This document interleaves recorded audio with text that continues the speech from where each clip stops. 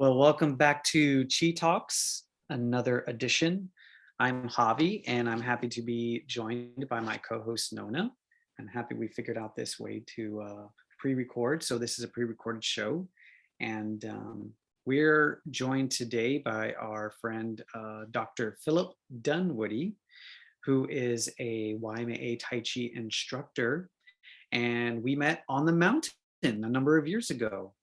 Um, Maybe Phil will We remember did. me. 10, oh gosh, How many 10, 11 years years ago ago. that Yeah. was? Yeah. Quite a few years ago. 11. Okay. About. Okay. Well, the show is Chi Talks, where it's all about the energy, and if everything's made of energy, then we have a lot to discuss. So let's get started. And Phil, let's have you introduce yourself to the listeners. Okay. So you got my name, right? I'm a professor of psychology at Juniata College in central Pennsylvania. I've been studying martial arts and Eastern philosophy since really in grad school. So it's about 1997, I think, is when I started, both in karate and Tai Chi.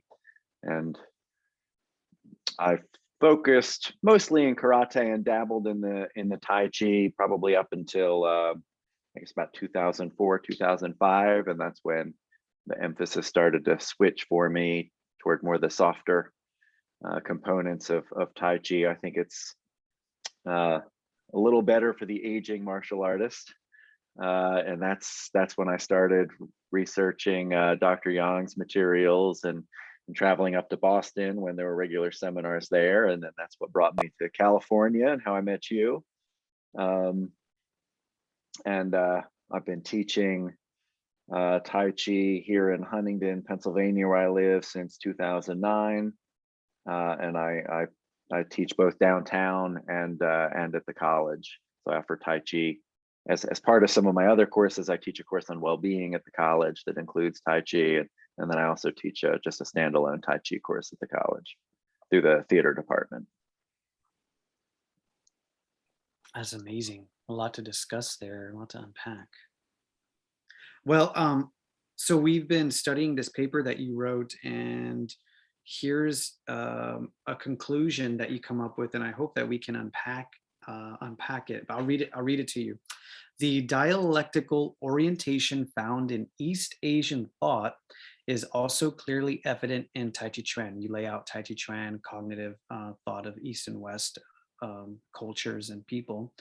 The principle of change is seen in the solo form's constant changing from yin to yang and back, as well as in the martial strategy of capitalizing on the opponent on the moment of change in your opponent. The principle of contradiction is evident in the emphasis on substantial and insubstantial and the balance that must always be maintained between them. The principle of holism is evident in many aspects of Tai Chi Chuan, including the focus on interdependence, the mechanics of the movements, and the name of the art itself. I think that was a good sort of a closing conclusion for the piece there as you conclude it.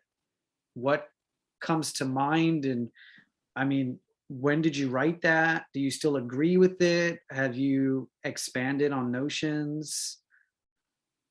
Boy, I'm wondering when I wrote that. Yeah, I don't know what the date is on that paper. But yeah, it's I think of, to some extent, I think of some things that Dr. Yang used to say all the time, right? He would talk about your upper brain and your lower brain, right? And then the connection between them. And and he would say things like, is it one? No, it's two. Is it two? No, it's one, right? And that's kind of that embrace of opposites, right? The idea that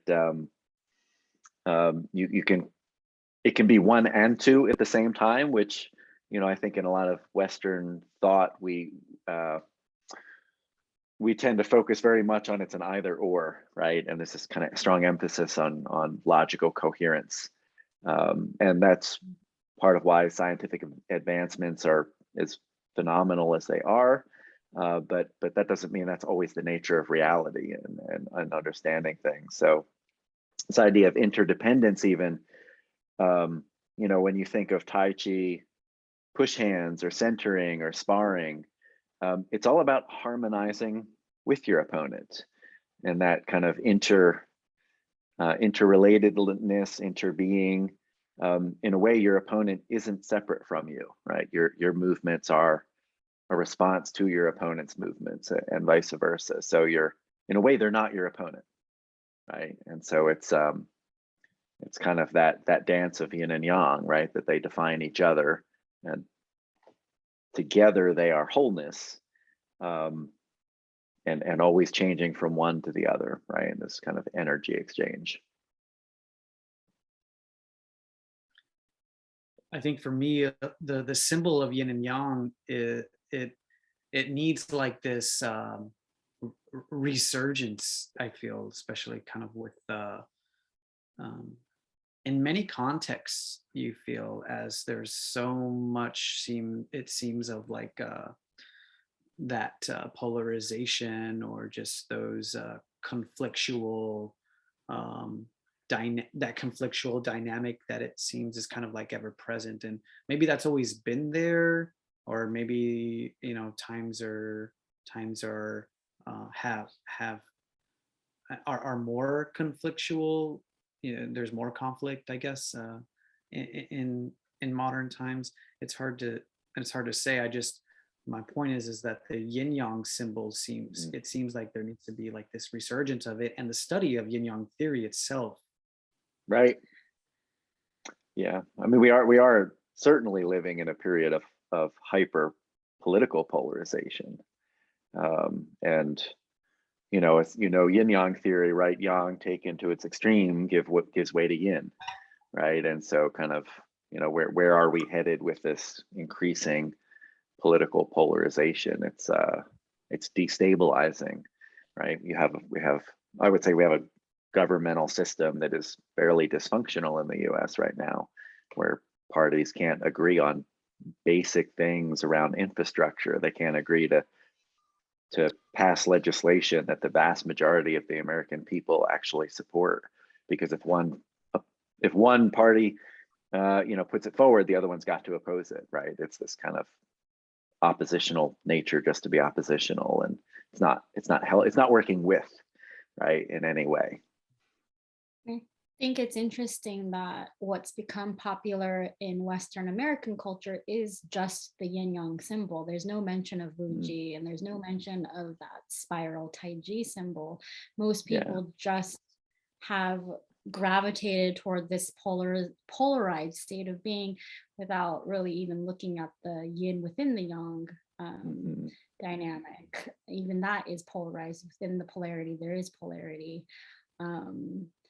And just your paper also speaks to the principle of change, and the fact that Eastern Asian cultures, changing. That's one of the principles of life, and that's being connected to that is part of not only the Eastern Asian cognitive landscape, but that because we are connecting Taiji as a practice to that it's all encompassed within the practice, that change is inevitable. And so yin yang is not this static thing. It doesn't stay yin yang. It's actually going to move on and transition depending on what comes into the system and shifts and where you put your focus. And it just seems really interesting thinking about, you brought it to the political landscape, that we tend to try to stay in this constant polarity of two parties of I don't know, maybe constant growth. Like if something wanes in our growth pattern of economy, oh no, that can't be so. How do we maintain this consistency of growth in our economy? Well, if you look at it from that's not sustainable, everything changes, then you see that ebb and flow as a healthy part of a natural system that's balanced. Yes. Versus always trying to push for this grow, grow, grow, grow, grow. It's like constant springtime, you know, with never ending. And you never have your falls or your winters. And where's that kind of system going to go? So. Yeah, right. I mean, it's one of the basic ideas of Taoism is that, right, that many of the answers that we seek are really to be found in nature. And change is ever present in nature, right? The seasons change, and it's really a matter of kind of how do you work with that energy rather than oppose it. And I think that's always been a tension, particularly, you know, if you look at kind of how when Europeans came over initially to the Americas, there was to some extent a fear of nature, right? A kind of a sense of hierarchy over it, right? Even in some of the religious perspectives that are held, so that, you know, it's something to be controlled, to be feared, to be quarantined, rather than viewing yourself kind of really as more part of that system. How do you work with it? And I think we see that in some of our, you know, current politics with anti-immigration, you know, kind of the people who talk about, you know, like white genocide, right? It's a resistance to really a changing demographic. It's change, right? You know, it's not. I would say it's not something to oppose as much as it's something to understand and work with and try and harmonize with. And how do we make a better, more tolerant world for all of us? If I were to step into my empathy mindset, I would say that people are resistant to change because there's an element of the unknown. And with regard to nature, in terms of change and transition, you kind of know what's around the corner. You know that after winter, spring comes, after spring, summer's coming, and you kind of know what to expect. And I think in a lot of these things, people don't really know what to expect, and in terms of change and transition, and so the fear gets stimulated. Yes. And then Yeah. that leads to resistance. Yeah, and fear is a huge part of our current political landscape, right? The manufacturing of fear, right, and kind of painting the other as an existential threat, painting foreigners as an existential threat, and that's really a classic, you know, tactic of public manipulation and authoritarianism. Is to fearful people are more easily controlled and directed, right? And so that's propaganda often feeds that. So let's since you brought it up, talk to us about the authoritarianism in which you specialize. I think you said you believe you specialize in authoritarianism. Can you maybe backtrack, talked about your history and the study of that, and then how you use that in today's times? Yeah, sure. I mean, so going in graduate school, I really focused on judgment decision making, which is an area that draws from kind of cognitive and social psychology to understand, you know, how do we make judgments in the world? How do we understand what's true and what's not, what we should do, what we should not do? And the thing that really changed my trajectory as a scholar was 9/11. I remember when, you know, 9/11 happened, and I was living in Georgia at the time, and I mean, some of the things that stood out to me in that moment were, you know, one was exactly what you're talking about, a sense of fear and uncertainty myself, and knowing what was going on, right? The national reaction of kind of hyper patriotism, right, which can be a good thing and can be a bad thing. Again, these are, you know, it's the kind of that embracing of opposites, right? We like to categorize things as good or bad. Many things are both, right? And I think that's an example. You know, American flags sold out across the country instantly. you could not buy an American flag immediately after 9/11 because everyone had bought them, right? They were on people's cars, on people's houses. So one thing, love of country, that sounds like a good thing, right? But something we also saw at the time was that hate crimes targeting people who looked Muslim, looked Middle Eastern, spiked quite dramatically.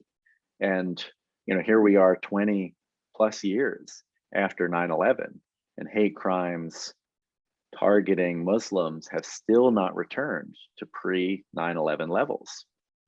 That's phenomenal, right? That's really incredible. And of course now, with COVID, right, we've seen a spike in hate crimes toward people of Asian descent. There are groups that kind of track this. The Southern Poverty Law Center is one, Anti-Defamation League, who kind of track hate groups, white supremacist groups, and and we are seeing, not just in the U.S. but in a number of places in the world, kind of rising authoritarianism, rising ethnocentrism, and I think it is to some extent a fear response, right? And it's used by then, that's what, the definition of a demagogue, frankly, is someone who plays on people's fears of others. And so it was kind of, on the one hand, that event, I wanted to understand both, like, why a group of people saw US society, US values as sinful, as horrible, as threatening, right? And I wanted to genuinely understand that, not because I agree with what happened on 9/11 by any stretch of the imagination, but it's important to understand why, right? Any response we have nationally has got to understand why it happened, right? But then I also really became interested in the response within the US, and you had messages at the time, very strong messages coming from, then the Bush administration about, kind of this language of you're with us or you're with the terrorists, and it went quickly to either you support everything we say we need to do, or you're the enemy. And that's very much the opposite of what I understand American democracy to be about, which is to hold up the ideas of debate and dialogue. And that's why we have freedom of the press, right? And freedom of speech, because no, just because I disagree with you doesn't make me a traitor, right? We can actually both love our country and have different views on how we might address this challenge. So that's where I became interested in authoritarianism, and started reading the literature. And it's at least in psychology, that literature really came out of understanding World War II, right? And what happened in Germany, right? You had at the time the Weimar Republic being one of the most well-educated populations on the planet, with a constitution modeled after the U.S. Constitution, an LGBTQ rights movement. I mean, what in many ways you might consider a fairly progressive society, devolve into Nazism, right? And how did that happen, right? And so you have a variety of theories that came out of, it's like, okay, is it harsh parenting, which is kind of like a psychoanalytic approach to it? It's is it an ideology? Is it fear? Is it and if so, fear of what kind, right? I mean, I think part of what we see today, we've had kind of growing polarization of wealth in the US for quite some time now. And what's happening is that a lot of the population feels left out of that growth. And so they're finding it, hard to get good health insurance, it's hard to afford a good house. It's hard to be able to send your children to college, right? All these expenses.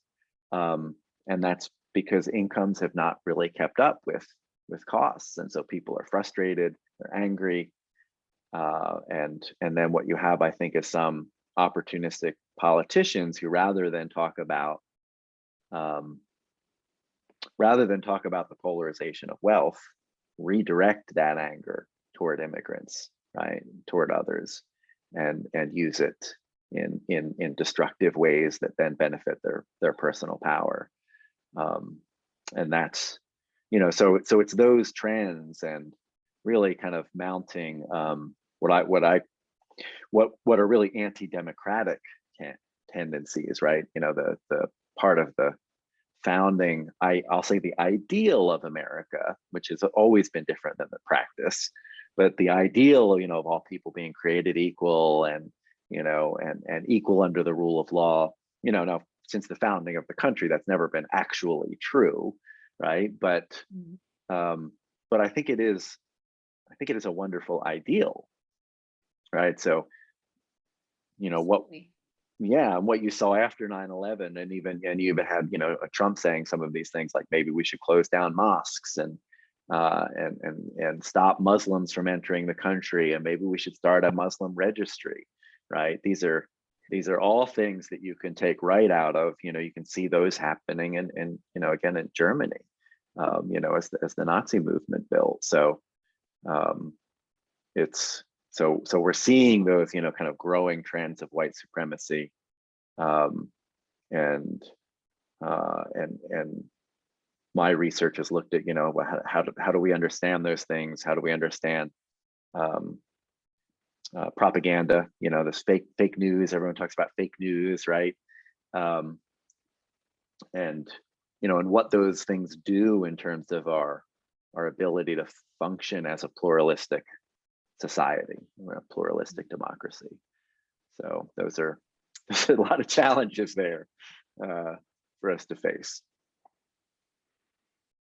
Absolutely. I resonate with a lot of what you're saying. 9/11 was a huge moment for myself as well, being Japanese American, and kind of thinking about my family didn't go through it. They were still in Japan, but knowing that Japanese internment camps, if that was happening now, I would, even though I'm an American born here, I would have gone to one, right. And that reality of that possibility, and then seeing what happened post 9/11, I was extremely disappointed in the lack of evolution in response to these types of conflict in the global landscape. It's like, how have we learned from our past conducts, or have the only people who learned the people who are in power, who can use the same tactics over and over again to separate the people. And I had the honor of being able to have a great history teacher in high school, and we read Howard Zinn, and knowing the stories, and going all the way back to the start of slavery, and knowing that there used to be white and black indentured servants, and that racism began because the upper class were nervous about this collective group, this collective class being angsty and unhappy. They created racism to separate, to create a divide within this pool that they saw, and pitted them against each other, versus leaving it open for questioning that social structure, right? And so just kind of seeing that pattern continue and being played out in similar but different ways. And as you mentioned, I didn't know about the Nazi story, but that it's playing out there as well, where disgruntled groups of people are misdirected, having their dissatisfaction misdirected purposefully towards a different group of people. It's pretty incredible. It's a lot to grapple with. It is. There's a good book called The Death of Democracy, which kind of goes over some of essentially the downfall of the Weimar Republic and the rise of the Nazi Party. That's a really interesting read. Say the title one more time. The Death of Democracy, and the the author Benjamin Carter Het. You know, and I mean, and some of it is, you know, some of the reason these themes I think are reoccurring is because we are social animals that are naturally tribal, right? I think this is one of the assumptions I kind of make as a psychologist, is to really try and, you know, understand us as an animal, right? As a social animal. We like to do a lot of things to deny our animal nature, right? From wearing clothing to shaving, you know, to, you know, deodorant, all these things that kind of disguise, right? The fact that we are animals.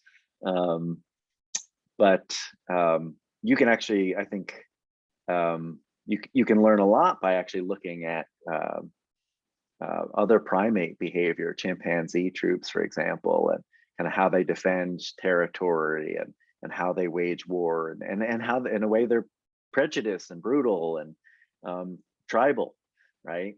And then yeah, I think for me it just helps us.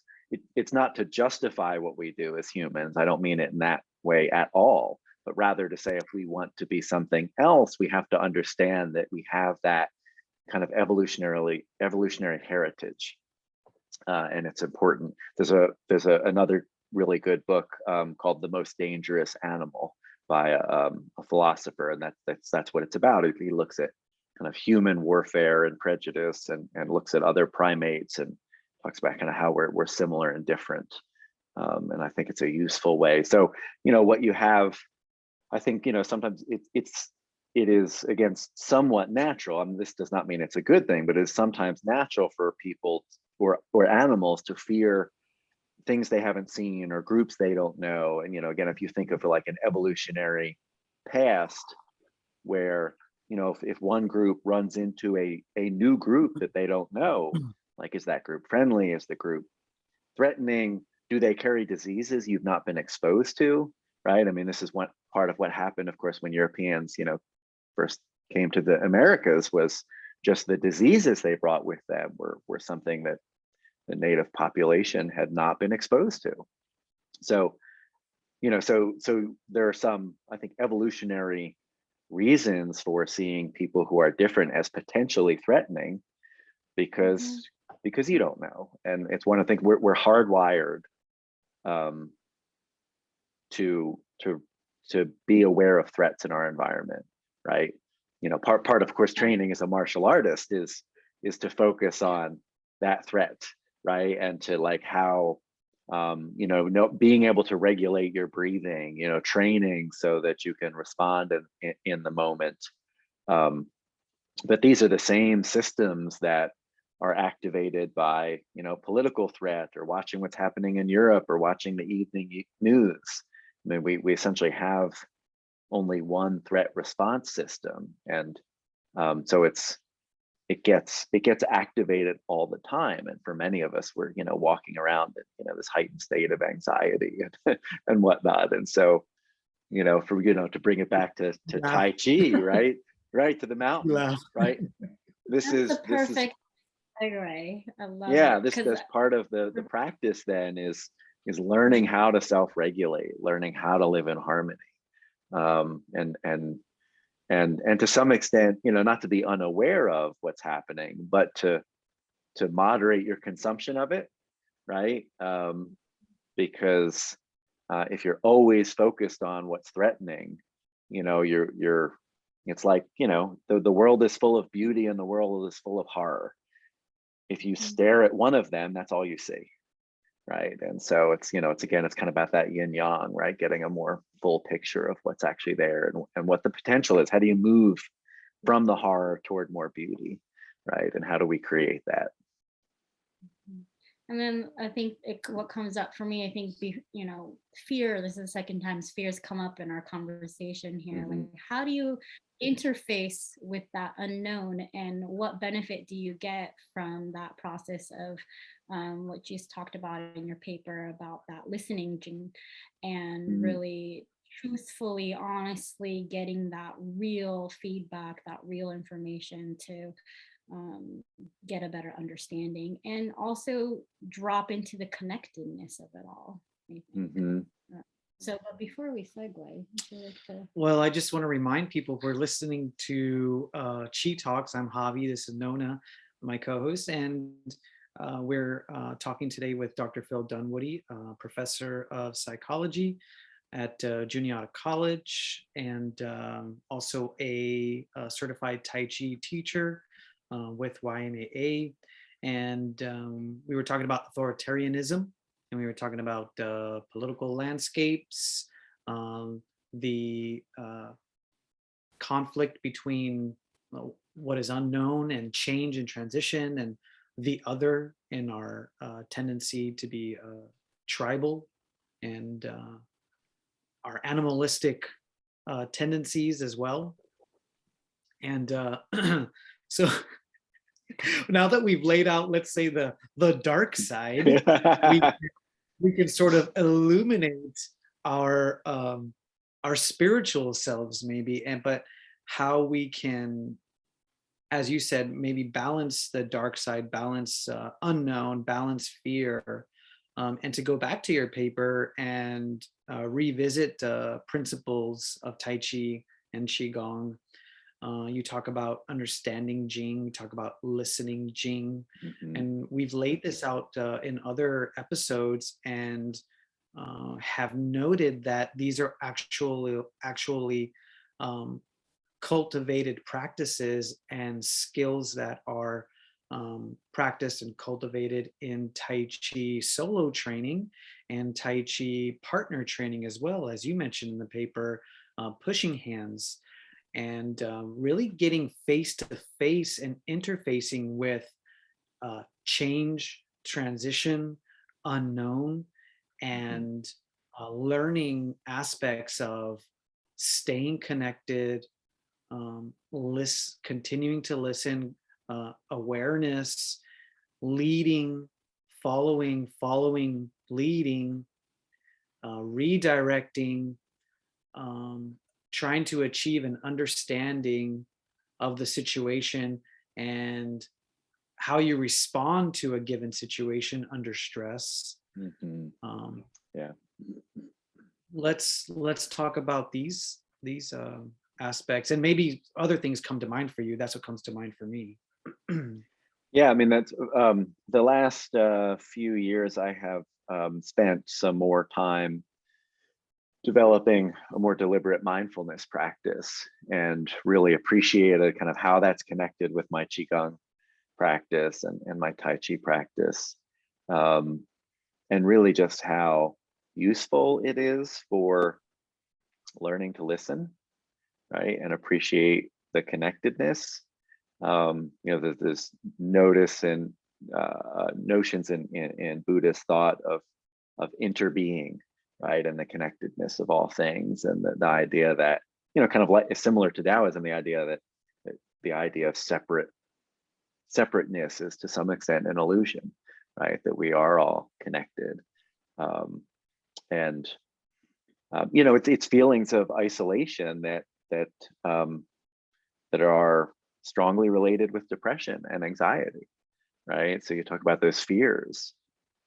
Before COVID hit, we were seeing record levels of anxiety and depression in adolescents today, right? And so, I teach at a college, and so it's very apparent there where we can't hire enough counselors to address the need. It's just too great. And part of what we've seen, why are we seeing these levels of anxiety and depression rise? I think there's a number of answers to that. There's never just one. It has mirrored the popularity of these devices we carry with us, right? Smartphones.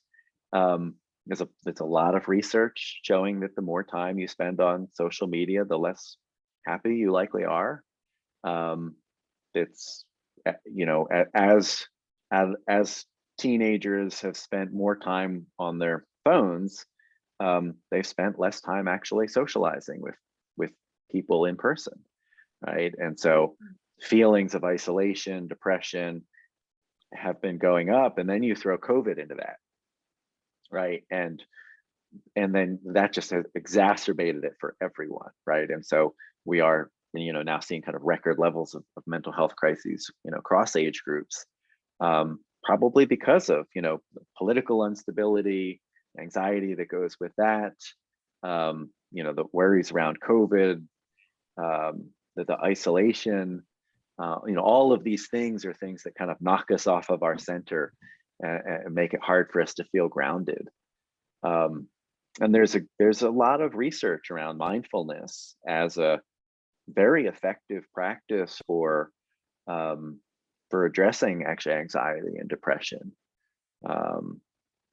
And part of it is learning to, I think there's a couple parts of it, right? One part of it is this listening skill we refer to, right? So, in Tai Chi theory, we talk about listening Jing, right? And what that means in terms of awareness of opponent, but also awareness of self, right? And I think this is really where the mindfulness is really a lot about. It's referred to as insight meditation, right? It's awareness of self. And so if I'm in a situation that might be a little conflictual, and maybe the other person I'm finding difficult to navigate, or they're all keyed up, whatever it is, emotions are contagious, right? So if someone else is feeling aggravated and worked up and really anxious, and that's going to, my body is going to essentially resonate with that. And if I'm not aware of it, we'll just kind of spiral away together, right? And be more and more worked up in a bad way. But the earlier that you can notice that your nervous system is kind of becoming overactivated, that your threat response system is being activated, the earlier you can notice that, the earlier you can intervene, right? And so what I try and do more now, when I'm in that situation, and it might be at work, it might be out in public somewhere where whatever, I feel that happening for whatever reason because of some interaction I'm involved with. If I can notice it quickly, I can then start doing some breathing exercises. I can notice that this is really something in the other person that I don't need to respond to in that way, right? The noticing allows for, I would say it allows for free will, right? Because so much of what we do is kind of stimulus response, right? You do something, I respond, right? And if that is kind of what I do throughout life, then I'm just a ping pong ball, right? I'm not actually in control of anything. But part of what mindfulness is about is creating a separation between noticing a feeling and your response, right? So let's say, someone says something that really annoys me or aggravates me. I'm not trying to deny that it makes me angry at all. I'm trying to notice that it makes me angry, right? And then ask, well, how do I want to respond? Right? Because I think our tendency is, right, when I'm hurt, someone does something and I feel hurt, often we want to cover that up by striking back with anger, right? So I'll hurt you back, right? And that, where does that go? I mean, that just goes in a bad place for both of us, right? So if I can notice that, I can acknowledge the anger and hurt and maybe respond in a more positive way. But I've got to have that, I've got to be able to create the space between feeling an impulse to yell at you or curse you out or whatever it is. I've got to be able to have a space between that and my response, right? And that's the mindful moment, right? That's that listening, that noticing, and then thinking kind of more productively. Well, how can I actually make this better instead of worse, right? If I'm angry because I'm hurt, then maybe instead of expressing the anger, maybe if I express the hurt, there'll be a little bit more empathy and maybe some healing.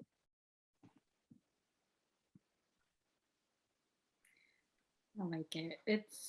It's reminding me of our study of nonviolent communication also, because Yeah. to try to move into that space of eliciting, waking up the human aspect of yourself and the other person also, versus the fear enemy image response. So this writing on that interconnectedness on the basis of humanity versus feeling attacked or wanting to enter that dualistic separate sense of self. I was thinking in terms of how it applies in the actual practice of push hands. I don't think Mm. a lot of our listening audience locally here, I don't think, have any concept or idea or experience with the actual martial practice of push hands. And I'm Yeah. just trying to think about how that can be explained to those who don't have an experience with it, as like a way to, it's kind of like just standing um, balance practice almost, I would say, in a sense. Wrestling, I think of sumo wrestling almost too, where you're just trying to, we're not all big guys, but Yeah. there's this usage of force and momentum, um where I feel like in my own personal practice, I was a meditator first, and then I Hmm. came to push hands, and I came to the mountain actually not having any experience in push hands. And when you get there, like it's meditation in like real time under the imminent possibility of having your physical balance taken from you, I Hmm. guess, or Yeah. Yeah. being Yeah. right. And so you have this stimulus, this touch of somebody's hand on your arm, right? And there's that interface physically of their hand in your arm. And then there's your listening of that energetic mental intention coming through that contact point, right? And there's this Hmm. person standing in front of you, and you kind of got your eyes closed, and you're trying to Hmm. really sense when that person initiates their energetic impulse, and at what strength it's coming in, and at what intensity and speed, and if the partner's working with you to help you strengthen that listening skill, they're not going right for it. They're not gonna shove you, but they're Right. Right. slowly putting it on, or they'll vary the direction of that push. And so you're just intensely there. And sometimes you can sense from other practitioners, or depending on who your partner is and how experienced they are, you can almost sense their level of anxiety, or of how am I going to do this, or how am I going to get this person off, or they're Hmm. really present with you, trying to give you the right amount of challenge, and they know it's Hmm. this exercise, not a competition. They're like Right. Right. working How with, much ego? How much ego is yeah, involved? how much ego is in that other person. You can really feel that. And then I can also know that it's a meditation practice for me, because I have to be really focused. My attention has to be, really focused, but also big picture, because I have to be aware of my own breathing, my own body's integrity of my Hmm. body structure, like, sounds that might be distracting, thoughts. Definitely the thought landscape is like, okay, like, any thoughts of analysis or thinking or random thoughts, they all can be a distraction. And in that split second, you could lose that connection with that other person, that attention to that Hmm. incoming energy or the force or whatever, which, if it was a dire straight martial arts to the death situation, would not be beneficial to my being, right? So it's like,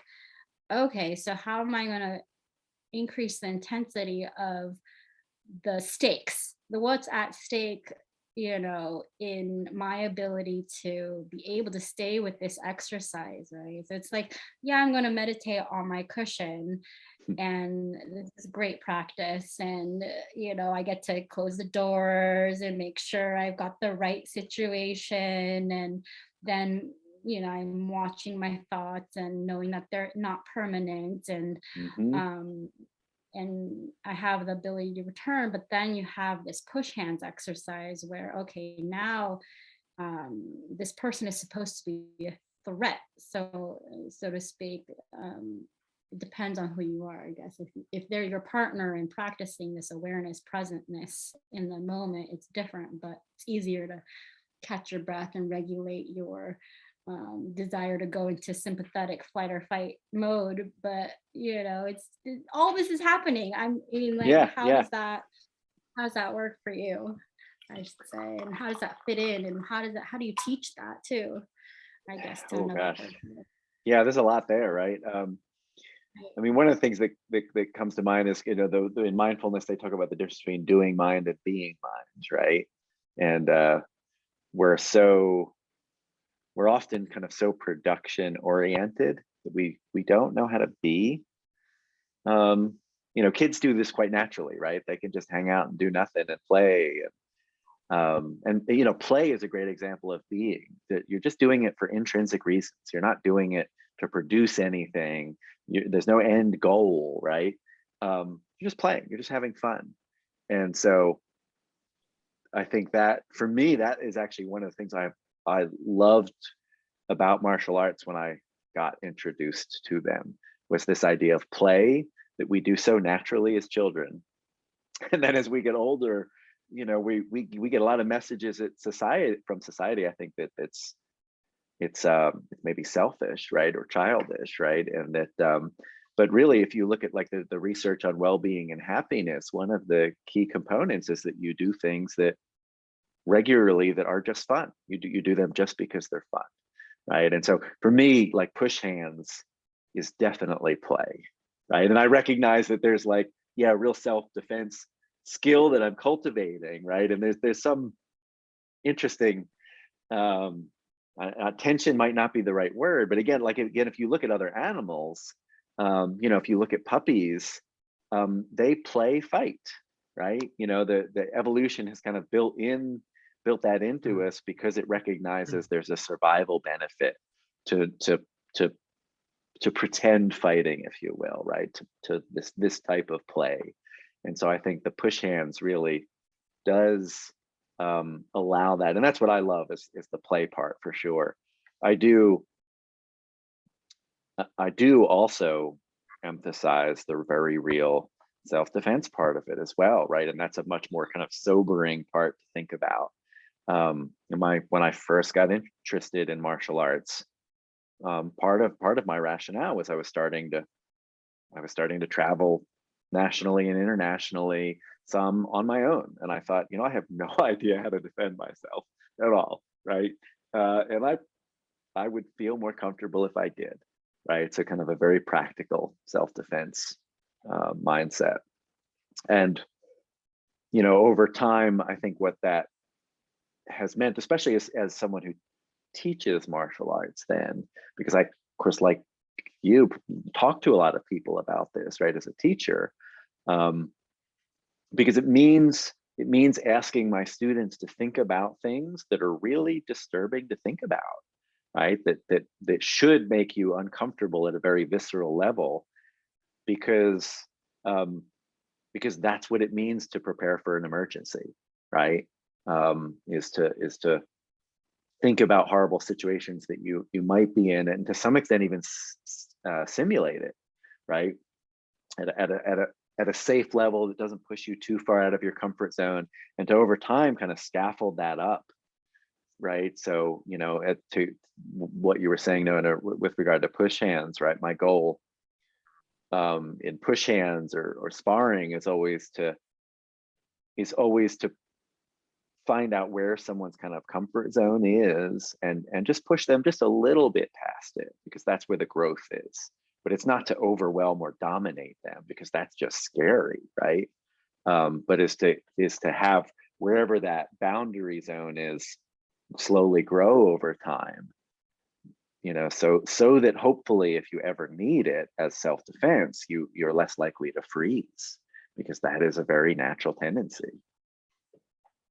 So I think hopefully that gets at kind of what you were saying, but um, yeah. So for me, it's both this, play and fun, but also this like really serious, like, okay, let's talk about, why there's this thing of martial morality, right, and traditional martial arts, because you've got to talk about that when you're teaching, when you're potentially teaching things that can maim someone else. You have to address, when is it appropriate to actually use that level of force, and it's to save your life or someone else's life. I mean, and those are, I've never been in that situation, and I hope to never. But the closest one was I had a huge dog jump on my toy poodle, and attack my toy poodle earlier this school year, so last semester.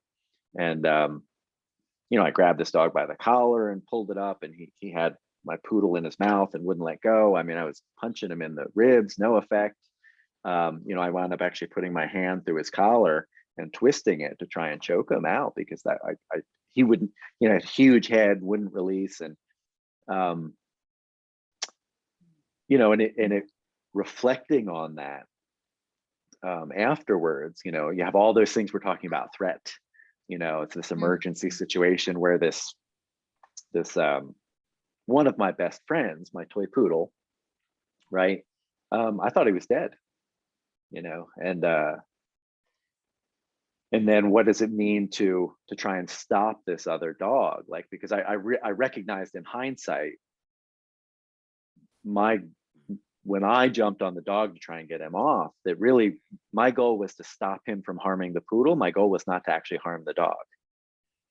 And that probably made me less effective in stopping it, frankly, right? Because it's not my nature to want to harm, right? And so then, like, I think about, like, wow, well, imagine another emergency where I have to defend myself.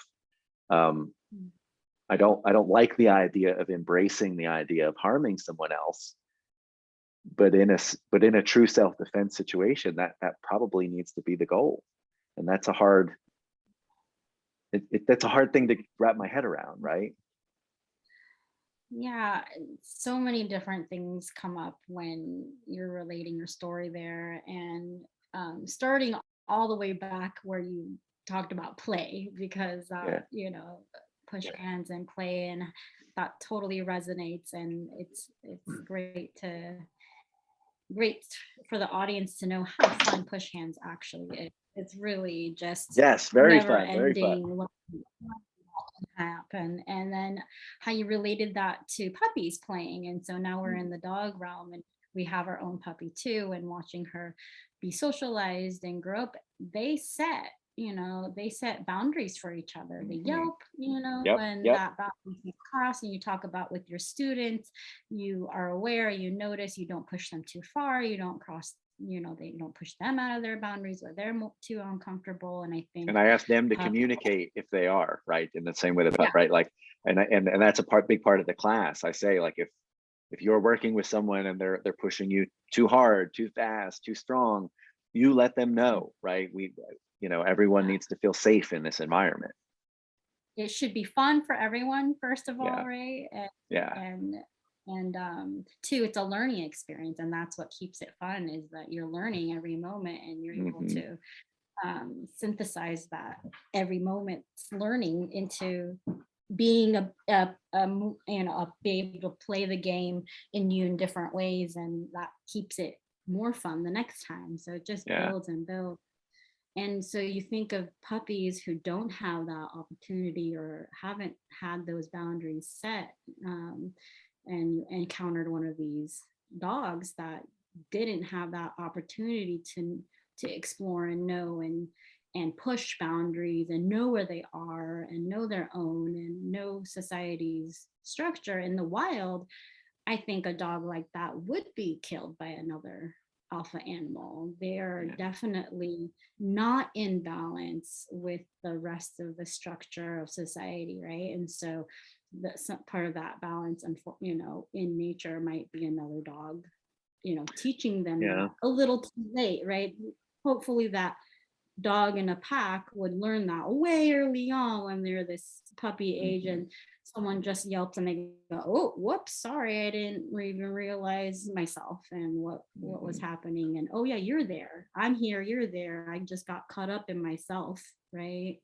This dog is caught up in their own fear or their own ego or whatever, and they haven't been checked, and they haven't been educated about the signals that might be coming in that tell them that this is too much. This is too much intensity. This is, your fear is unwarranted. Your aggression is unwarranted in this particular situation. Or that's not a Or prey. that's not a prey. Well, I think, Right. and I think that was it. Really, was this dog's kill instinct was triggered. I mean, they all have, they all have them, right? Even my toy poodle, who's as cute as can be, right? I throw this little stuffed animal, and he runs over and it's his kill instinct, right? That he's playing with, right? And this this larger dog is much bigger than my poodle. And I don't know if he didn't recognize it as a dog or whatever, but they have kill instincts. They do, and I think this back to us as animals, right? We have bad tendencies to do violence in us as well. And you can't denying those is not an effective way of of dealing with them, right? It's kind of, I think, more acknowledging and saying, okay, given that we have some of these tribal tendencies to be violent and maybe prejudice and ethnocentric, given that that's part of our wiring, how do we, to your point, right? How do we kind of communicate and kind of understand that we are part of the same, that we're connected, right? I think when I think of some of the most of the world's religions teach this focus on kind of compassion and kind of recognizing kind of our common, the the divine in me recognizes the divine in you, right? And right, exactly. And which is rather than othering, and that is always part of violence and Othering. prejudice, othering is often using labels that are deliberately dehumanizing about the other and making them seem animalistic, threatening, all these things that then make violence acceptable, right? And we've had way too much of that in our political discourse, right? And this is why we had January 6th, happen, the attack on the U.S. Capitol, right, and the insurrection was, labeling our own citizens as the enemy and kind of ramping up that threat level, and people responded to it, and that's part of the problem. I want to pause you here for a second because we have to close out the show here for Yeah. our hour-long radio show. Give folks your contact and website info quickly, please. Sure. HuntingtonTaichi.com. And so it's Huntington is DON. Tai Chi is Tai Chi. And I think if you type TaiChiWithPhil.com, I think it will also come up. It goes to the same website. And then if you go to Juniata College and look under the psychology faculty, you can find my contact info there as well.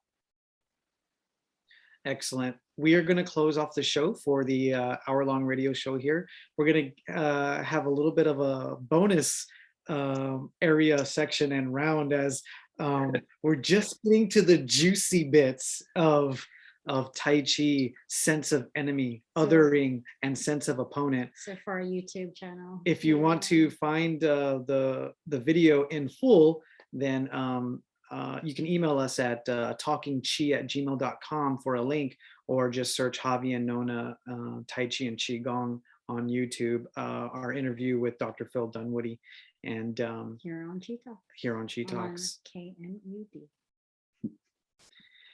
Now, it took us an hour to warm up, and there's so many things, but I don't want to take up too much of your time.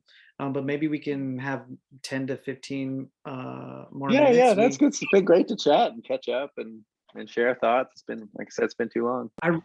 I really want to share with you. I really want to share with you some of the evolution and study and ideas that I've done that also come from mindfulness. Yeah. The work And the then work of the work of nonviolent communication from Marshall Rosenberg, neurobiology, interpersonal interpersonal. neurobiology from Dan Siegel, Right. and this and the notions of othering. Mhm. And then I want to ask you about the conclusion of your paper. There are a couple things that you mentioned as the implications, which I think Oh are yeah, interesting. yeah. Circle back to that. So Sure. one of the notions that I had to contend with for a while was sense of enemy, Yeah. building the sense of enemy, is Dr. Young is always talking is about what we are taught. And Yeah. in, ter- in terms of martial arts, self-defense, life or death, the Hmm. sense of enemy and cultivating the listening and understanding and appropriate responses to a situation requires a cultivated sense of what that opponent is trying to do, what the attention is trying to do, so that you can either move first, move away, redirect, yield, Hmm. respond. If we're talking Tai Chi, it's follow or listen, follow, yield, redirect, and what is it? 2 ounces for 1,000 pounds, or Hmm. to redirect and use the force against the opponent. And if we're talking about martial arts, it's you don't move until the enemy tries to move, and then you move first and Hmm. intercept their mental intention, and seize control, Right. and in the most efficient a way of killing. And Yeah. one of the things that came to mind and what I realized when I left the mountain was, wait a second, all so many of us have a manufactured or already a sense of enemy in this othering that we do, whether it's ingrained or whether it's manufactured or Hmm. propagated by media or authoritarianism or demagogue. The sense of enemy is already prominent in not the way that we have learned to study, but in the psychological realm, in the mental realm, in the realm of judgment, and as you said, othering. So that's one of the things that has Yeah. come up for me. And so I've had to do some further study to say, okay, how am I interfacing with myself? I am my own worst enemy. Hmm. But if I have a tendency, or if I'm faced with a situation where someone is othering upon me, if I were to view a person as an enemy or a sense of enemy, how not to land in jail. Yeah. use Yeah. the Yeah. use the techniques that I on a daily basis I'm studying, practicing, and trying to hone and cultivate. So those Yeah. were a lot of the things that I had to contend with. You Yeah. wanted to say Yeah. something?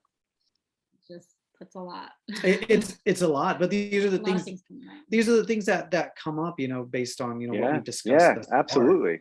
No, I totally get all that. I mean, it's like I said, that's what I mean. I think when in terms of what it means when you're teaching it is to some extent you are asking both yourself and some of your students to think about things that ought to be very uncomfortable, right? I mean, the thinking about you actually being physically threatened or attacked, you know, at such a level that you are then willing to enact violence on another person's body.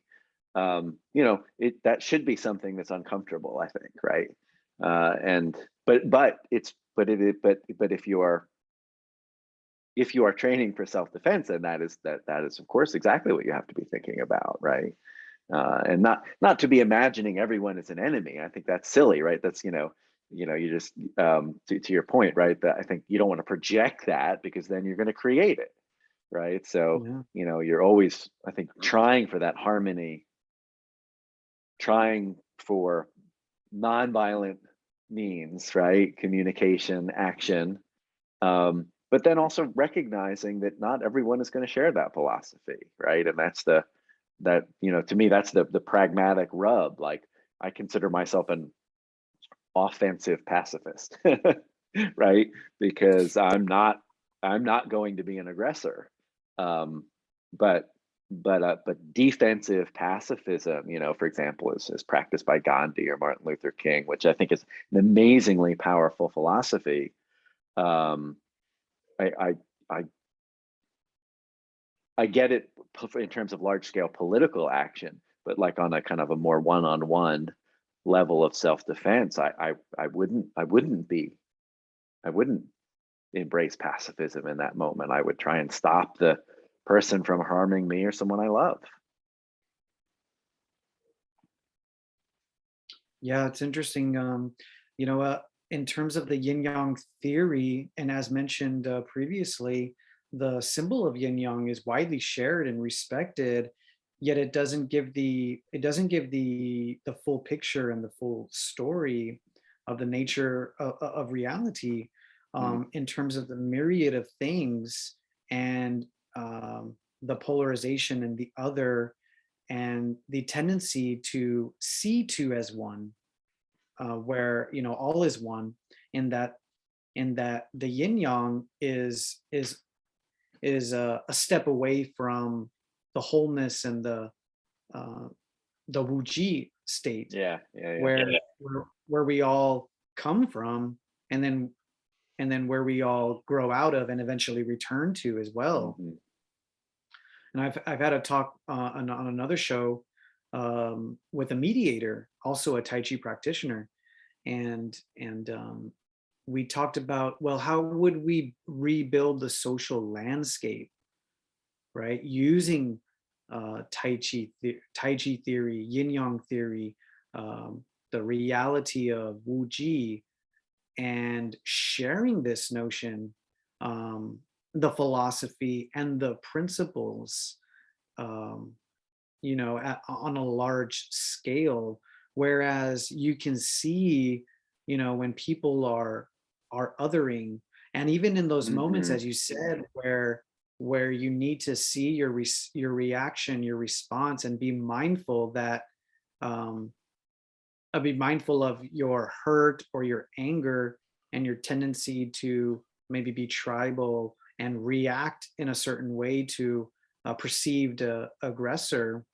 The notion of remembering and responding with the consciousness of Wuji, the collective, the sense of wholeness, which Yeah. I think I it's not necessarily what was given to us with our Tai Chi training, but I think if we dive deep into there and focus on our Wuji, um, we find it. And when oftentimes we're faced with another in that yin yang space, we go into that otherness, right? Where the ego wants to have control, seize control, take control. And you lose that sense of um, dual cultivation.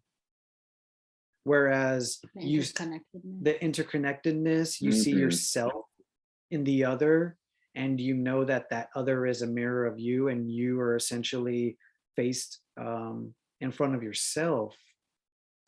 And so this sense of, to extrapolate that, the sense of enemy and sense of opponent in a instance of aggression, life or death, to be able to see a perceived aggressor or a threat or a sense of, or an enemy as you, Hmm. is really um, mind twisting. It's Hmm. mind twisting. But it's in theory, it's sound. Sure, It's sure. sound. In Yeah, principle, it makes sense. yeah. Um, and this is what all comes to mind for That's me. that's deep. That's deep. I just Yeah. want to when you were talking about Dr. Yang, especially saying create a sense of enemy, I also think of his Shaolin background too. It's not just Yeah. from a Tai Chi background that he's talking about these martial principles. So it's not all a Tai Chi philosophy. No. So I'm wondering how much of that is coming in when, you know, I've heard him say that you have to have the sense of enemy. How Yeah. much of that is Tai Chi, or is it not? Is it more part of a Shaolin Gong Fu background? 'Cause It's for me, contextual. yeah, It's contextual, right? You have to develop your sense of enemy for this particular context within this given Yeah. situation, right? Yeah. But we know that the body and cultivating the body also cultivates the mind, and it cultivates personality. When we talk about physical center, balance, root, and stability, that's a physical Mm-hmm. material aspect, but then it also cultivates an internal, psycho Yeah. emotional aspect as well. There is, to that. And what I wanted to say based on what you were saying was that the goal of Tai Chi is the art of, or is the fight of no fight, Mm-hmm. right? Whereas, and that transcends the notion of enemy, or it transcends the sense of enemy, and seeing yourself in that, in the other perceived aggressor. But at the same time, okay, you don't just lay down and die. You still, right? Right. Exactly. You still have to pull that dog off of Uh-huh. off your loved one in some way. Yeah. Yep. just to make sure your poodle's okay. Yeah. Yes. Yeah. He is.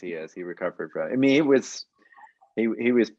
he had punctures in him, in his neck, and luckily it didn't hit anything crucial, and the dog eventually released him without doing too much damage. But yeah, it was Traumatic. yeah, it was traumatic for sure. Yeah. Mm. But yeah, I think that's and so, I think whenever I think of, like, I don't know that there's any pure Tai Chi theory either, right? It's a constructed thing, right? And so there's always an interpretation of it, a context, right? And and thinking about, kind of Taoism in general as, kind of this, nature-oriented philosophy, and animals eat other animals in nature, right? And kind of that is part of the natural order in a way, right? So recognizing that, yeah, there is real violence and harm as part of nature. So that you can be one with the food that you consume. So two become one, and Right. very interesting, sense of it. Yeah. But So I don't think that we have I don't think that we have a problem with, in terms of the social landscape, as you said, politically. When I got off the mountain, there was a lot of this talk, a lot of left and right, left and right. I'm like, what is left and right? I had no idea. I had to, like, look up the left, the right. I thought, like, left was a direction, white was a direction, not actually there's a the left, or there's a the right, and how Right. each of them speak to one another. There was this, conflictual, and Tribalism. polarism, tribalism, sure, yes. Yeah, And so absolutely. I don't think we have a problem with sense of enemy or sense of opponent. Our prejudices, right? Our prejudices but we are, do, in a way, right? Because it's I mean, I think, the concept in Buddhism of right vision, right, which is seeing things as they are, not as you yeah, want them to be, not as you fear them to be or imagine them to be, right? So I think there is a problem with our notion of sense of enemy, because we're seeing enemies where there aren't. So that is problematic. that goes right. back to push hands, because if that was happening to you in a push hand situation, your mind is not on actually what's happening, and it's more likely to lead you to misstep or push where there's nothing to push, which is gonna off balance you. And maybe to perceive threat where there wasn't one, right? Where there was, maybe only the intention to play. Right.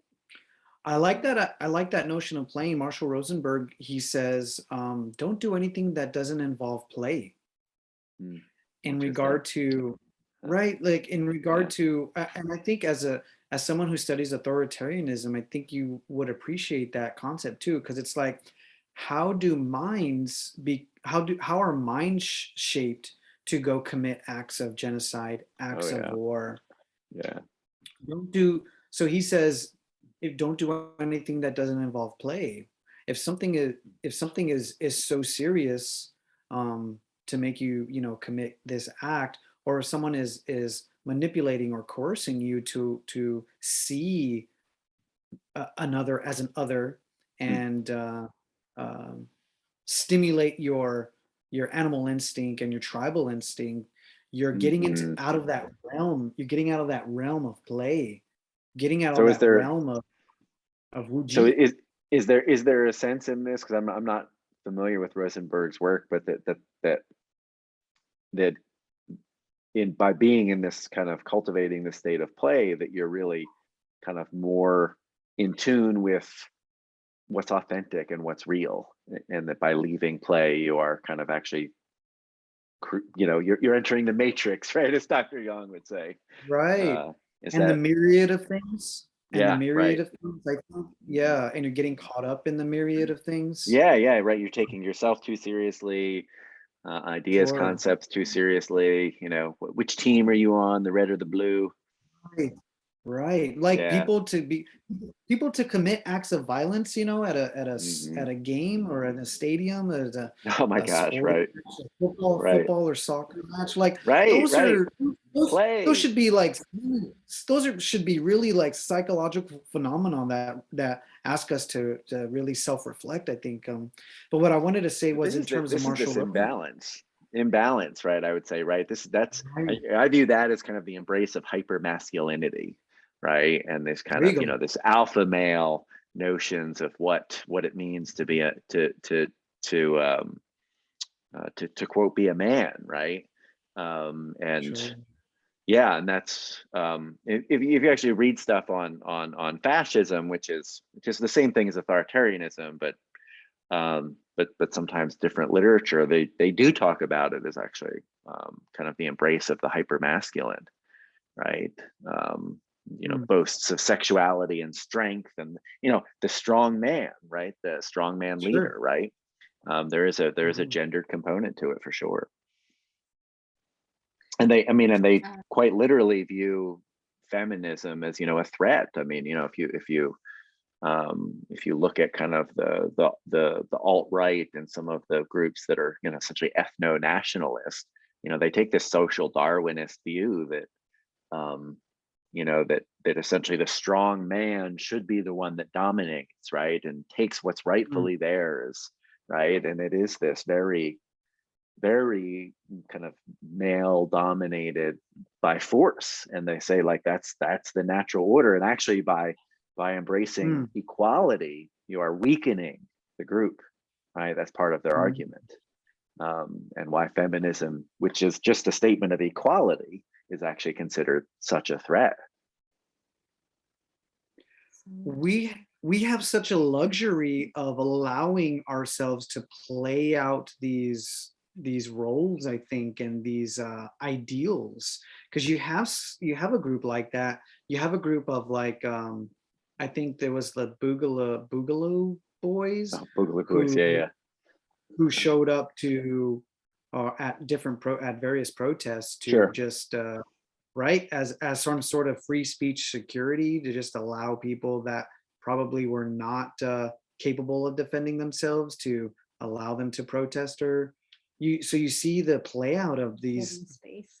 these various groups holding space of these notions. We have it, to me it's like a luxury, because otherwise it's like um, in another part of the world, you're probably subjected to some sort of authoritarianism.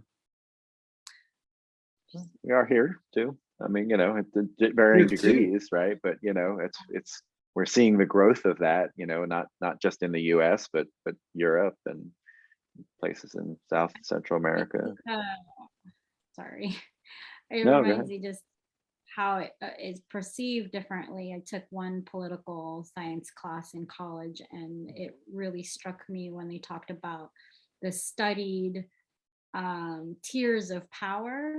So like the first is like the actual physical act of overpowering, and the second is limiting choice. Was the second tier of power, is that you take power over someone else by limiting their choice. And then the third is to actually control what it is that they want, so that they don't even know that The choice is being the made. choice is being made. Mhm. And so we see that, how we talk about like, physical power, and maybe we don't see that as much in the United Yeah, States. for We don't sure. have slavery, but there's these other acts of Absolutely. authority. There's plenty of, I mean, that's what ideology is to some extent, right? Is, kind of giving you a lens with which to view the world and label things. And that has to do with propaganda too. Mm-hmm. Yep. Direct thought. But I wanted to go back to play and Rosenberg, and he talks about how it goes all back to why are we here as human beings. It may, if you go back to that, to make each other's lives more wonderful, then play becomes a huge part of that. And when you're no longer making another person's life more wonderful, then it's no longer play. And what is the purpose of your life? Is it being lived out? And the promotion of well-being, right, is something to be Yeah. held up. Absolutely. I love that idea. I mean, I think that is what we should all be pursuing, right? And how do we cultivate our own well-being, and how do we cultivate that in others, right? And that reminds me, you spoke about this class that you're teaching, taking students to Costa Rica. Yeah. Can you talk We a never little bit even got about to that? that. It's so much fun. So we have a requirement actually at our college that everyone has to take an interdisciplinary course that is taught by 2 faculty members from different fields that address a common topic. And so I teach with someone in the theater department a course called Ways of Well-Being. And we talk about what is well-being, right? How's it different from happiness? What's the research say about what activities promote well-being? Some of them include having a sense of purpose. Some basic things also, like how much sleep you get on a regular basis impacts your sense of well-being, right? Like you're grumpy when you don't get enough sleep. Being hangry, right? These things. But then things like meditation, mindfulness, we know have really positive effects on well-being. And play is a huge one, right? So in this course, we talk about we read some of the research, but we also we do a lot of playing, right? I mean, I think it's kind of like you're taking a biology lab course. You don't just study the biology stuff in the textbook, you go into the lab, right? Or a chemistry course, right? And so what does it mean in a well-being course, right? Well, it means playing to some extent, right? So we do Tai Chi, right? And it's kind of a way to talk about connections and yin and yang and movement, and we do mindfulness meditation.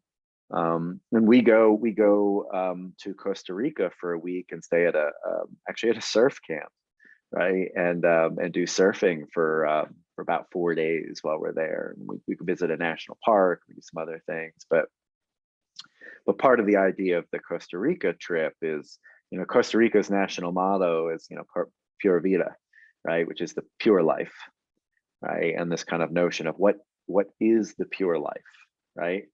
And in 1948, after a brutal civil war, they made a national decision to eliminate their military and to direct all the national funds that they would have directed toward education, toward healthcare, toward preserving their natural spaces, right? They made an explicit investment in well-being and said, this is our national priority. And despite it not being materially a very wealthy country, is ranked very, very high in terms of happiness and well-being. So we go there for those reasons, but also then because it's an opportunity to kind of similarly, like when I would go to the mountain, right? Go to the YMA retreat. When you go somewhere and you spend a week or two and you just get to break completely from your routine, right? And you play, practice, eat, sleep. That separation from the matrix, if you will, right? All the 10,000 things, it helps your listening, right? You're kind of getting in touch with yourself a little bit. You're knowing what your center is, reflecting on what's really important to you, right? And then as you re-enter, and this is part of what we've been talking about as a class since coming back from Costa Rica, as we kind of re-enter, to say, how are you bringing some of that with you? This wasn't just a vacation where you escape things, right? It was a retreat, right? For you to reflect. And now what you need to think about, and this is part of what we've been doing since, is to say, well, what are you doing differently now than before you went, to try and cultivate that sense, to keep that sense of centeredness, amidst the storm, right? When you've got whatever finals going on and all the stress and whatever, political tensions or family tensions, or how do you find that calm so that you're not the ping pong ball just reacting to what's around you, right? How do you kind of maintain that more value centered position? Keep, groundedness, right? We're talking centering, all about being grounded, right? And psychological center. And neutralizing, right? Having that strong center. I ran into a student who went last semester, and I asked, how you doing? And I said, it's like, how has this impacted you now, right? And she said, honestly, everything just seems easier. She said, I've been able to keep it in perspective, right? And so all the schoolwork and other things, it's just not as stressful. And it's not that she doesn't care. She works quite hard. She's an excellent student, but that she's able to recognize it as one thing in a bigger picture, and not get lost in the forest, right? And so that's wonderful if it causes that kind of reflection. Yeah, it's been a good experience for me. It helps me do it, of course, right? I think this is why some of us become teachers, because we want to grow ourselves in these ways. Known as a teacher, she teaches 5th and 6th grade. Yeah. Oh, nice. What do you teach? You're doing such good work. I'm teaching 5th and 6th, all of it, actually. Okay. All right. I'm really, really doing my best to include all the social, emotional, in addition to the health and history. And so many things come up. My thoughts go to the kids and the things that we're talking about. So when you were talking about even the male dynamic of dominating the society, we're studying about ancient Sumer and Mesopotamia, and that's part of the curriculum.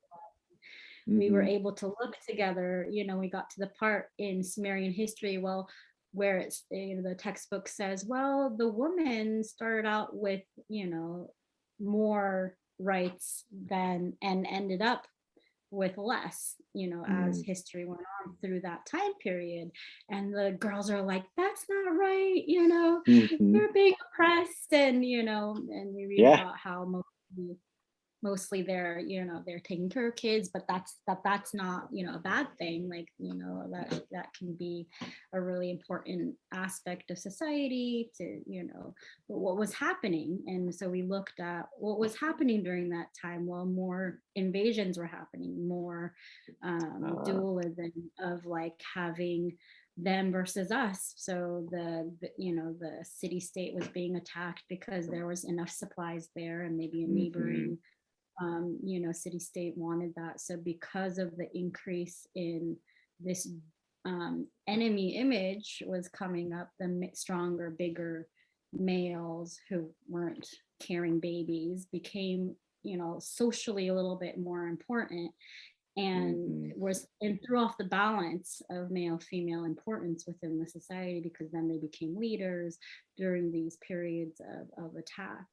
And whereas before maybe there was more even importance placed on women and men, as that as the violence came in and the men's strength became an asset, that it shifted for women. So it was an interesting. This societal destabilization and threat are things that are believed to help give rise to authoritarianism. Right? Yeah, it was an interesting exploration with the kids, and to watch their passion as they were listening to the, the situation of women there, and it was like, okay, you guys are, really stimulated and interested, and we thought about it critically, and we can line up what was happening and then what happened for women, and kind of see what changed. Let's look at what changed. And so that's just one part of the day, but I'm trying to teach mindfulness too. And there's a lot of mindfulness in school programs and helping with behavioral regulation. Absolutely. And another thing, I keep on trying to bring it back to your paper, because sitting here in front of me, and so the interconnected piece, one thing that really struck me as a suggestion, because it compares Western thought or Western tendencies and Eastern Asian tendencies. And I think the more that East Asian thought has been coming into Western society more and more. So I would even say that a lot of Westerners now do have a more interconnected, as it becomes more popular in psychology also. Sure. Society, I wouldn't say that, more in people who are kind of up on the research. I wouldn't delineate East and West any longer. People who are kind of up on the interconnected piece, I would say definitely what you said is, during this time of maybe 9/11, when maybe there was still a lot of like tendency to say a tendency to have this independence versus interdependence perspective. You said that created this or I don't know who you cited who said this, but I'd have to go back to it, that created so much disconnection and isolation and anxiety and fears, discomfort around being alone, that actually creates a lot of issues of that patriotism you were talking about, that tribalism that you're talking about, that fanatic sports events, and even issues with dying and death, that those could be symptoms of a lack of feeling connected, of understanding the nature of the truth of the nature of our connectedness. In actuality, that was really striking to me, that patriotism almost could be born out of our individualism as Western culture. That's the early authoritarianism theories, like Erich Fromm's work, which is 1940s, and he talks about essentially modern industrial society offering a huge amount of freedoms that were not previously known to most people, in terms of freedom where to live, who to marry, what to believe, what religion to belong to, and he really talks about his potentially overwhelming choice, right? Because all of these things can be anxiety, uncertainty, provoking, right? Where if those things are handed to you by an authority, whether it's a church or a state, there's and assuming that you buy them, right, that you believe it's true, then you don't have to worry about those things. You know your place, right? And if I think Confucius, Confucian ideology is largely about the social hierarchy and what's your place, what's your role in it, right? And There's a level of comfort in that. but potentially, I think, right? Yes, and he would say that really kind of good and bad of it. Yeah, that the modernization, while giving you more freedom and choice, is also potentially anxiety provoking, right? And so that one way to escape from that, the name of his book is called Escape from Freedom. The one way to escape from that freedom is to say, well, I'm going to, join the military or follow this, kind of patriotic leader who tells me what's right or wrong, or a religious approach that tells me what's right or wrong, because I don't have to then worry about all these things. I can just kind of subscribe to a system, a belief, or a follower, and that's one potential cause for authoritarianism, is that say well, Donald Trump tells me what I need to know and what's true and what's not true, and it's as simple as believing him, right? I don't have to actually wrestle with all that stuff myself, right? And so that's essentially Eric Fromm's theory about authoritarianism really comes from that to some extent. Right. So it's like that contrast is super interesting, because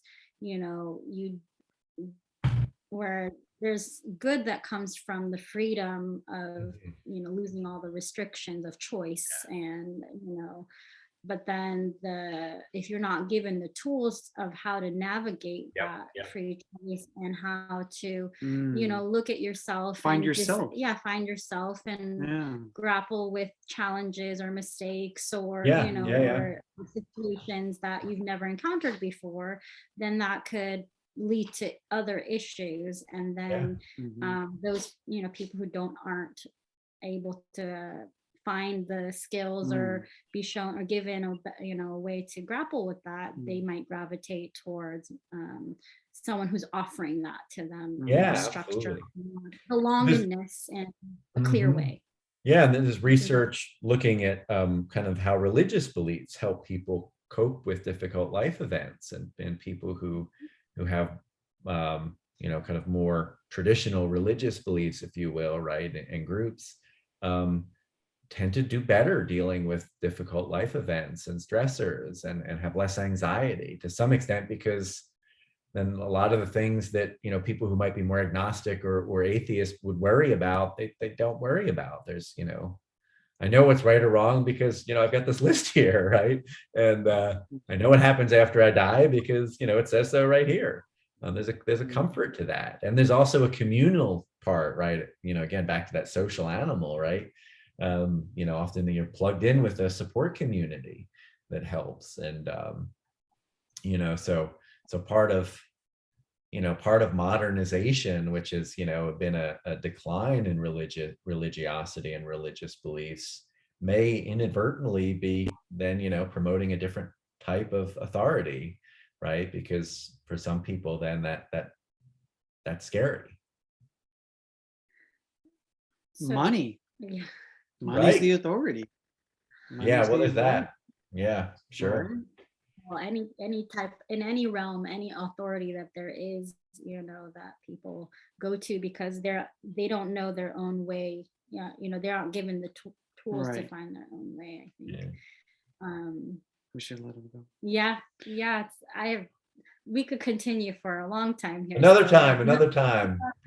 Love all the stuff that's in your papers. There's, I'd love to know more about the implications of a small exposure could lead to a change in understanding and behavior. That's super hopeful.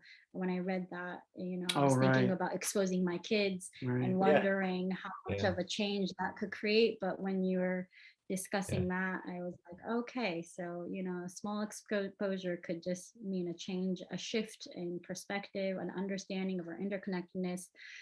Change as a consistent duality, contradiction as a fact of life, all of that good stuff. And there's stuff in dynamic system theory showing that like small changes can make huge differences, right? And it's called the butterfly effect when they talk about weather, that a butterfly beating its wings in one place can, quote, cause a hurricane somewhere else. That small things can have very, very large effects down the road and complicated systems with feedback loops and whatnot. So so that I think that is a hopeful thing. Absolutely. I really enjoyed that. And you're definitely providing that to your students there who need it right now in this time, and they're going out into the world being centered in themselves. And I'm so glad to hear that Tai Chi is a big part of that, and a big tool that you're introducing along with many others through many traditions of the world. But it definitely is one of those that can be offered to people who are now can grapple with themselves and the changes of life. The skill of centering. Yeah. Well, this has been super stimulating and interesting. I hope that we have to do it again, because I'd love to pick your brain on so many things as a a Tai Chi teacher, psychologists. I would be happy to come back to your show. Thank you so much for taking the time. I want to talk about cycling as well. And you're a big mountain biker, I've seen. I do less of it than I used to. I do some gravel road riding now, and I'm doing a lot more running. I've got some disc issues in my neck that have prevented me from doing as much mountain biking as I used to. So I've had to adapt to change, right? Change is constant. So I enjoy the mountain biking a lot, but it's the kind of the angle, like I can't lean forward and look up, and that's a bad angle for my neck. Another person we interviewed who also came during the summers, who's a Chinese medical acupuncturist. He's a sports medicine acupuncturist in Florida, and he was specifically talked about cyclists and how the fascia gets laid down till it's no longer a soft connective tissue and it actually solidifies. So he does say that cyclists he tends to find have a lot of fascial lay down issues based on the consistent form that they take to be in harmony with the bike. Right. So I've had to adapt. Doing a lot more running now, but that's been good for me. Good. But fascia is actually soft tissue, so I have hope that it's not a permanent situation for you. Phil, thank you for your time. We'll let you get back, and hopefully talk again soon. We'll send you the link, and we'll be in touch. Okay. Thank you both. It was wonderful. I enjoyed it. Have a great evening. You too. Bye. Nice to meet you. Likewise.